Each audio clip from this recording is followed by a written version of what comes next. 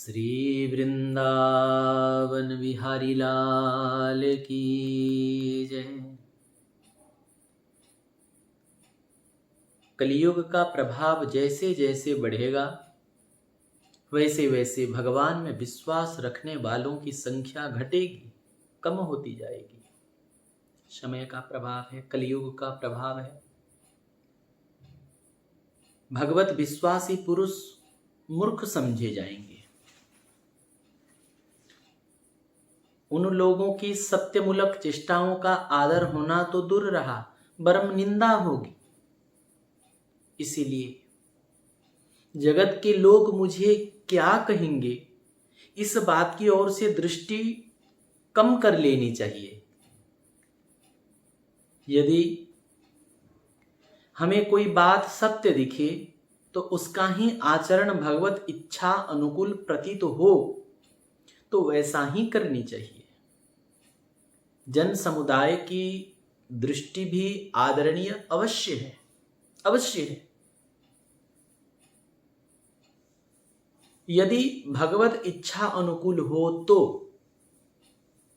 पर अपनी नियत में जो चेष्टा प्रभु को प्रसन्न करने वाली जचे, जो अपनी चेष्टा, जो अपनी क्रिया प्रभु को प्रसन्न करने के लिए हम लोग कर रहे हैं, प्रभु की प्रसन्नता के लिए कर रहे हैं, उसका समर्थन सर्वसाधारण के द्वारा न होने पर भी उसे अवश्य करना चाहिए, क्योंकि हमारा वो चेष्टा प्रभु को प्रसन्न करने के लिए है, भगवान को रिझाने के लिए है। ये सर्वोपरि है।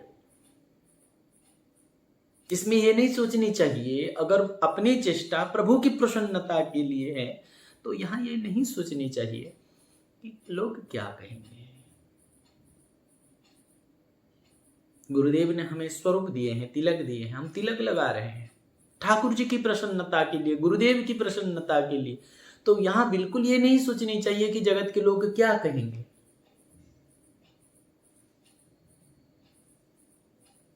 तुलसी धारण करने के लिए ये नहीं सोचना चाहिए कि लोग क्या कहेंगे। इसीलिए किसी संसार का परवाह न करते हुए, जगत के समर्थन की चिंता न करते हुए, जो संत सदगुरु शास्त्र हमें आज्ञा किए हैं उसके अनुसार हम अपनी उपासना को बढ़ाते रहना चाहिए। 5-5 मिनट पर भगवत स्मरण की चेष्टा करते रहें। कम से कम हर 5 मिनट में एक बार भगवान याद आ जाएं, इस चेष्टा को करते रहें। पर भूल हो जाती है सो इस विषय में यह निवेदन है कि भूल होती है तो होने दे, पर चेष्टा करते ही चले जाए। हम भूल जाते हैं तो कोई बात नहीं, पुनः चेष्टा करें, पुनः चेष्टा करें, फिर भूल गए फिर प्रयास करें। जब तक श्री कृष्ण प्यारे नहीं लगते तब तक भूल होती ही है। भगवान को हम भूलते क्यों हैं? क्योंकि वो हमें प्राणों से प्यारे अभी तक नहीं हैं। हम अपने प्राणों से अधिक प्रेम उनको नहीं करते हैं। जो प्यारे होते हैं, नियम ऐसा है कि सबसे प्यारी चीज भूलती नहीं हुई कभी। अभी श्री कृष्ण से अधिक प्यारी चीज और कोई होगी जिसके लिए श्री कृष्ण को हम भूल जाते हैं। जो प्यारी चीज है उसी की याद आती है। हम भगवान को इसीलिए भूलते हैं क्योंकि भगवान से हटके भी कुछ और चीज हमें प्यारा है। इसीलिए हम भगवान को भूल जाते हैं।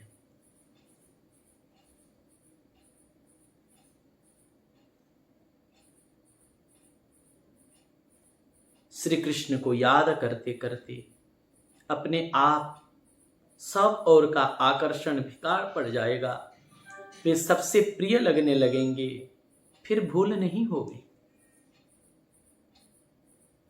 भावपूर्ण पुकार सच्चे मन से नहीं होती, यह ठीक है, पर इससे यह स्पष्ट है कि श्री कृष्ण की अभी पूरी आवश्यकता नहीं है।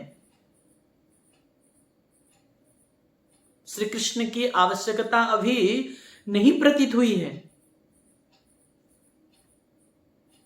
प्यासे को पानी की पुकार के लिए कहीं सीखने नहीं जाना पड़ता,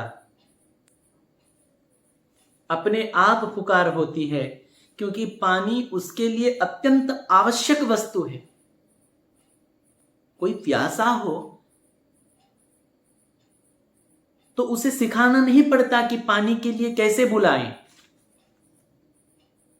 वैसे ही श्री कृष्ण जिस दिन परम आवश्यक वस्तु बन जाएंगे, जैसे प्यासे को पानी, भूखे को भोजन, इसी प्रकार जब श्री कृष्ण प्रभु अपने इष्ट परम आवश्यक वस्तु बन जाएंगे, उस दिन सच्चे मन से उनके लिए पुकार होने लगेगी। श्री कृष्ण को याद करते करते वे अपने आप आवश्यक बन जाएंगे, फिर पुकार होगी, फिर पुकार होगी।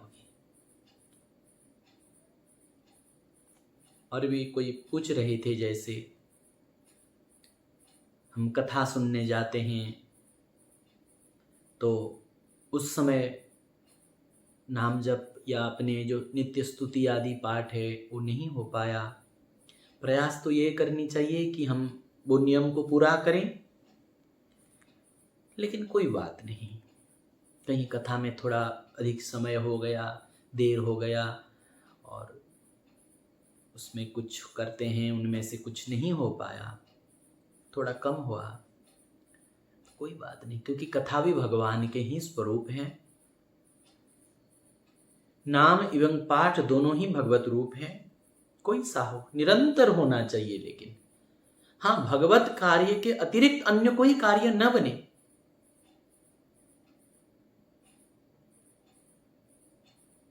कोई सा हो, निरंतर होना चाहिए भगवत स्मरण। मन में खाने पीने की आसक्ति है, इसी से चिंतित मत होइए, बस श्री कृष्ण के प्रति आसक्ति बढ़ाइए। किसी को पहनने की आसक्ति है, भोजन की आसक्ति है, और कोई चीज में आसक्ति है तो घबराइए मत, डरिए मत, प्रभु के प्रति आसक्ति बढ़ाइए। श्री कृष्ण की आसक्ति मोक्ष सुख से भी वैराग्य उत्पन्न कर देती है। फिर खाने पीने, पहनने, उड़ने, ये तो सब तुच्छाति तुच्छ बात है, इसीलिए बिल्कुल मत घबराइए। और कहीं भी आसक्ति हो तो डरिए मत, श्री कृष्ण से आसक्ति बढ़ाइए, अपने प्रभु से आसक्ति बढ़ाइए।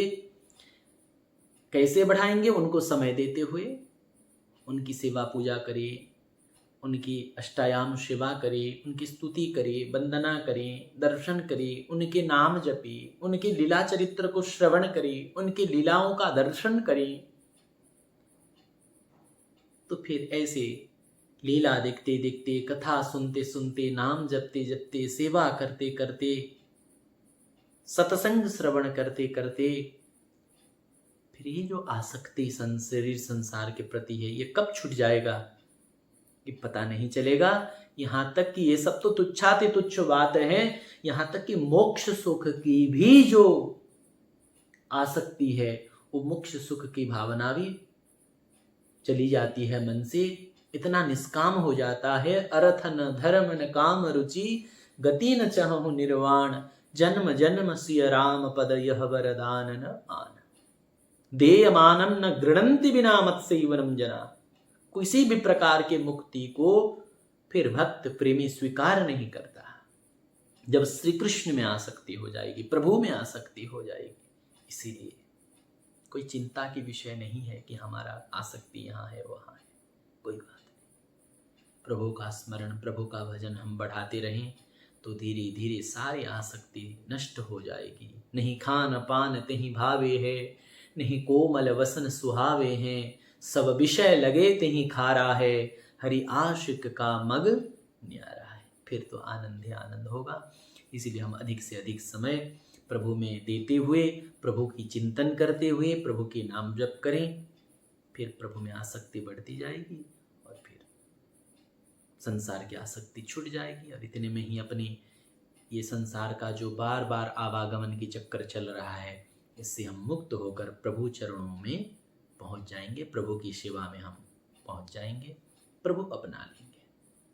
श्री वृंदावन बिहारी लाल की